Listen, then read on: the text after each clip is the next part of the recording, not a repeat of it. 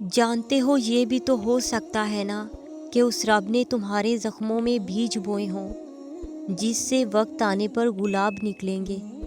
تم کیوں زندگی کی مشکلات پر غم کرتے ہو؟ کیا تمہیں علم نہیں کہ خدا اپنے پسندیدہ بندوں کو ہی آزماتا ہے؟ زخم بھرنے سے پہلے وہ مرہم کا انتظام کر کے رکھتا ہے۔ تو پھر رکو مت، اپنی دعا کا سلسلہ جاری رکھو۔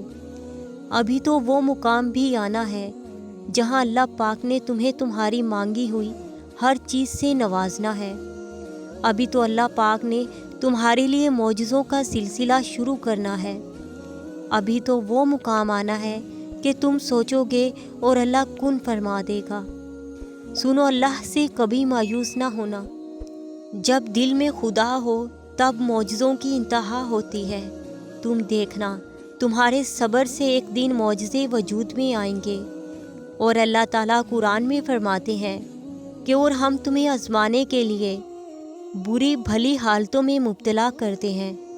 یہ وہ دنیا ہے جس نے حضرت یوسف کو حقیر قیمت پر بیچا، حضرت ابراہیم علیہ السلام کو آگ میں پھینکا، حضرت موسیٰ کو در بدر کیا، حضرت محمد صلی اللہ علیہ وآلہ وسلم کو طائف میں پتھر مارے۔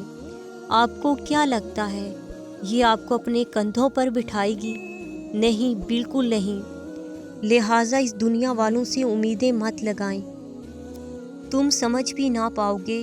اللہ پاک تمہارے لیے یوں تدبیریں نکالے گا۔ یاد رکھو، جب اللہ پاک کسی کا نصیب بدلنا چاہتا ہے تو یہ 4 نشانیاں ظاہر ہوتی ہیں۔ رات کے آخری پہر یعنی فجر میں اس کی آنکھ خود بخود کھلنی شروع ہو جاتی ہے، بنا کسی کے سمجھائے دین کی سمجھ آنا شروع ہو جائے گی، اللہ کی طرف سے آزمائش لازمی آئے گی، اس کے چہرے پر روحانیت اور نور نظر آنا شروع ہو جائے گا، قدرتی طور پر اس کے کاروباری حالات بہتر ہونے شروع ہو جائیں گے۔ جانتے ہو جو نصیب بدلنے پر قادر ہے، وہ جو سورج کو مشرق کے بجائے مغرب سے نکال سکتا ہے، وہ تمہارے لیے بھی وسائل پیدا کر سکتا ہے۔